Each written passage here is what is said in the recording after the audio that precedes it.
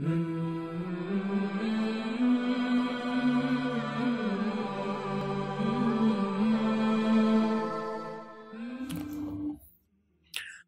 अलैकुम वरहमतुल्लाहि वबरकातुह। मौलाना असद इसराइली साहब की किताब उजालों का काफिला, इससे आज 21वां बाब, वीराने का चिराग। दूर दूर तक बिखरे हुए खजूरों के झुंड, उड़ती हुई रेत, लकवदक सहरा में चंद झोपड़े और एक सबसे अलग झोपड़ा जिसके सामने 3 ऊंट बंधे हैं। यही झोपड़ा सहाबी रसूल अबू ज़र ग़िफ़ारी का क़यामगाह है। इस झोपड़े में उनकी बीवी और उनके खादिम के सिवा कोई उनकी देखभाल करने वाला नहीं है। चमड़े पर लेटे हुए अबू ज़र ग़िफ़ारी हर वक्त उन दिनों को याद करते रहते हैं जब वो खजूरों के छप्पर से ढकी मस्जिद नबवी के कच्चे सहन पर लेटे रहते थे, अपने प्यारे रसूल की बातें सुनते सुनते सो जाते थे और फिर सुबह की धन लगे में बिलाल हबशी की पुरसोज आवाज़ उन्हें बेदार करती थी। कैसे सुनहरे दिन थे वो। बीते हुए दिनों की यादें अबू ज़र ग़िफ़ारी के सीने का दाग बनकर रह गई थी। चांदी सोने के ढेरों से उनका दिल उसी वक्त ऊब गया था जब मक्का में इन्होंने हुजूर का प्यारा चेहरा देखा था। ये चेहरा एक खुशबू की तरह उनके दिल में महक गया था। कबीला ग़िफ़ार के चश्म चिराग इस शख्स ने एक नज़र देखकर ही एक अजनबी के हाथों में अपना सब कुछ दे दिया था और जज्बों की ये बेकरारी कुशा कुशा मस्जिद हराम में खींच कर ले गई थी, जहाँ पुकार कर इन्होंने कहा था, मैं गवाही देता हूँ खुदा के सिवा कोई माबूद नहीं और गवाही देता हूँ कि मोहम्मद अल्लाह के रसूल हैं। ये नारा हक सुनकर मक्का के काफिर जैसे दीवाने हो गए थे। वो इन पर हर तरफ से टूट पड़े।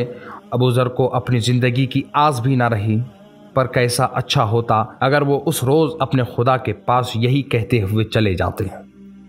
अबू ज़र को सारी ज़िंदगी यही दुख रहा और फिर इस दुख ने अल्लाह के लिए इन्हें इतना जज्बाती बना दिया कि उनका बस ना था कि अपना दिल निकाल कर खुदा की राह में निछावर कर दें।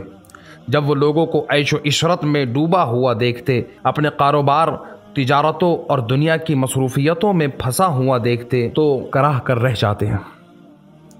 ये सारा शौक़, ये सारा जज्बा, ये सारी भाग दौड़ खुदा के लिए होना चाहिए। ये सोने चांदी के ढेर किसके लिए, ये ऊंचे मकाम किसके लिए। जिसका मन खुदा से लगा हो वो दूसरी चीज़ों में अपना मन कैसे लगा सकता है।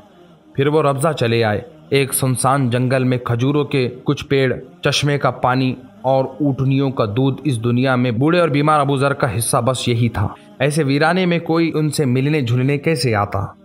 सुनो, वो अपनी बीवी से कहते, मैंने अपने हुजूर से सुना है, आप कहा करते थे, मेरे साथियों में से एक शख्स एक सुनसान जंगल में जान देगा, कोई इसकी नमाज जनाजा पढ़ने वाला भी ना होगा, कोई इसको नहलाने वाला या कंधा देने वाला भी ना होगा। फिर खुदा कहीं से कुछ मुसलमानों की एक जमात भेजेगा, वो इसको नहलाकर नमाज पढ़कर दफन करेंगी। मुझे लगता है कि हुजूर का वो साथी मैं ही हूँ। जब मेरा इंतकाल हो तो मेरा जनाजा किसी मोड़ पर रख देना। मुझे यकीन है कि मेरे हुजूर की बात सच्ची होगी, कुछ लोग मेरे लिए ज़रूर आएंगे। सर्दी के तूफ़ानी झक्कड़ होते या गर्मियों के साए साए करती लो, बूढ़े अबू ज़र का वो शिकस्ता झोपड़ा सुनसान जंगल में शान से खड़ा रहता।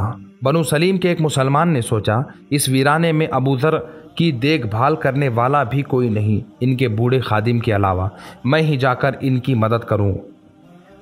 सलेमी अबू ज़र के पास पहुंचे, अपने दरख्वास्त कर रखी। अबू ज़र ने कहा, तुम शौक़ से मेरे पास रहो मेरे बरादर, मगर एक शर्त पर।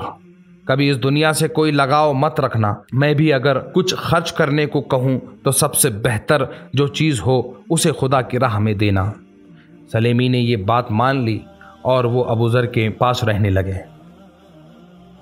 चश्मे के किनारे कुछ गरीब लोग आए पड़े थे। अबू ज़र ने सलेमी से कहा, भाई साहब, मेरा एक ऊँट ले जाकर ज़िबा कर दो और उन ज़रूरतमंदों में बांट दो। सलेमी झोपड़े के बाहर गए। एक बहुत तंदुरुस्त, कीमती और उम्दा ऊँट खड़ा था। ये शायद अबू ज़र की सवारी का ऊँट था। इसे क्या काटें, सलेमी ने सोचा और एक दूसरी अच्छी सी ऊँटनी अबू ज़र के सामने मुंतखब करके ले गए। अबू ज़र ने देखा और देखते ही रह गए। सलेमी, तुमने खयानत की ना, मैंने तुमसे क्या कहा था, तुम अपना वादा पूरा ना कर सके आखिर। शर्मिंदा सलेमी वापस लौट गए और वहीं ऊँट ले आए। अबू ज़र ने इसे काटने का हुक्म देते हुए फरमाया, इसे ज़ुबा कर लो और चश्मे पर जितने ख़ानदान है सबको शुमार करके एक मेरा घर भी इनमें शुमार कर लो। सबको बराबर तकसीम करना और देखना मेरे घर में भी उतना ही आए जितना उन सब के घर में जाए। गोश्त तकसीम होने के बाद अबू ज़र ने सलेमी को बुलाया, बड़े प्यार से पूछा, तुम मेरी नसीहत भूल गए थे क्या? नहीं तो, सलेमी ने जवाब दिया। मैंने सोचा ये ऊँट किसी ज़रूरत के वक्त काम आएगा।